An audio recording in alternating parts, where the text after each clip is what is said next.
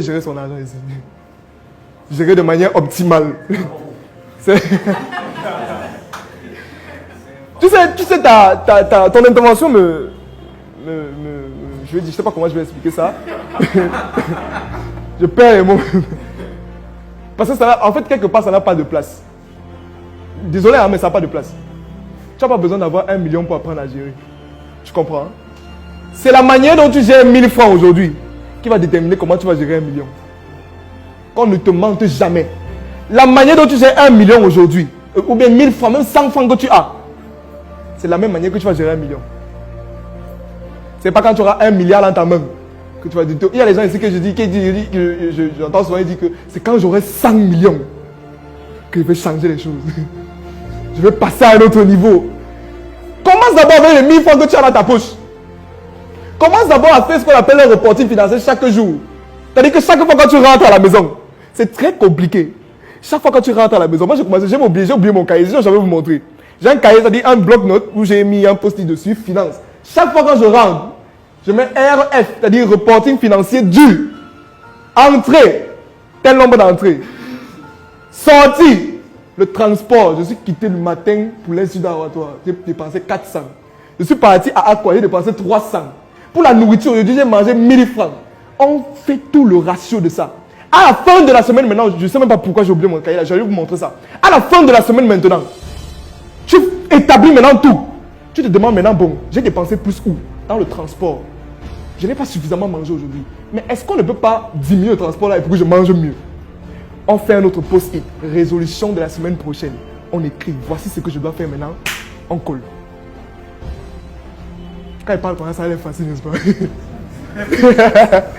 Quand tu vas rentrer le soir, est-ce que je suis obligé de faire ça? Même si je dépasse, ça fait quoi? Non, on ne vit qu'une fois. Les gens meurent. On va poser les questions ça à la fin. Les gens meurent. Même si j'ai bu 4 bières aujourd'hui, ça fait quoi? N'écris pas ça. Maintenant, ce qui va se passer, c'est que quand vous aurez un projet et que vous allez prendre 10 millions, hein? En fait, vous allez toujours agir de la même manière. Donc, commencez à vous habituer avec votre propre argent.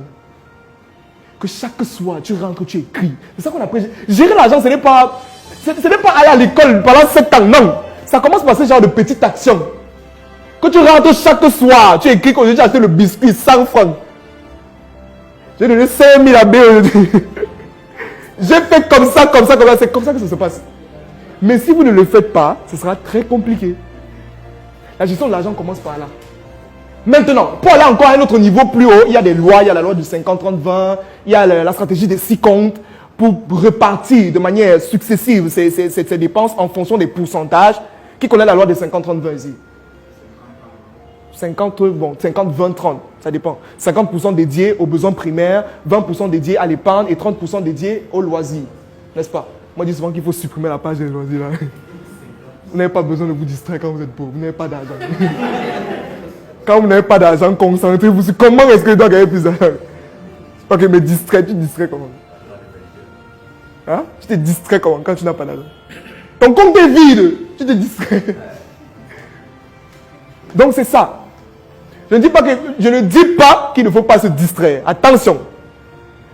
Allez-y. Allez-y. Quand on parle de la loi des 50-30-20, on n'a pas été con avant de mettre 30% dédiés au loisir. Parce qu'on estime qu'un être humain doit à un moment se relaxer.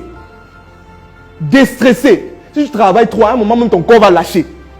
Mais quand ça devient déjà trop, quand ça devient que chaque soir, tu dois aller au snack, quand tu as appelé, que gars, c'est à quel niveau? Là, ça devient un problème. Autre chose, dans la gestion des finances, on ne dépense pas plus que ce qu'on ne... Ça, c'est une loi très claire. J'ai parlé de ça aujourd'hui. On dit à quelqu'un que tu as une promotion de 10 000, il cherche une deuxième femme. C'est un problème. C'est un gros problème. La gestion des finances, ce n'est pas faire comptabilité. C'est vrai que moi j'ai fait comptabilité, contrôle et audit. Oui, j'ai aussi fait le contrôle de gestion, j'ai fait tout ça. Mais ce n'est même pas ça, ce n'est pas ce niveau. Ce sont les petites actions que je vous donne là. Rentrez dès ce soir, commencez ça. Achetez un cahier. Chaque soir quand vous rentrez, reporting financier nous sommes le 40e, du 14 janvier 2022. Ok, aujourd'hui j'ai fait tel nombre d'entrées. Après, au début, quand il faisait ça, chaque fois qu'il faisait entrer, c'était tout zéro. Mais à partir des sorties, il y avait tellement de sorties. Et quand je fais ça, en fait, je me suis rendu compte qu'il y avait des journées où je dépensais 25 000 comme ça pour rien. Mais quand tu calculais même les 25 000 là, mais attends, je disais que pourquoi j'ai mangé le pain pauvre aujourd'hui? Pourquoi j'ai... Est-ce que j'avais faim? Est-ce que j'avais vraiment faim?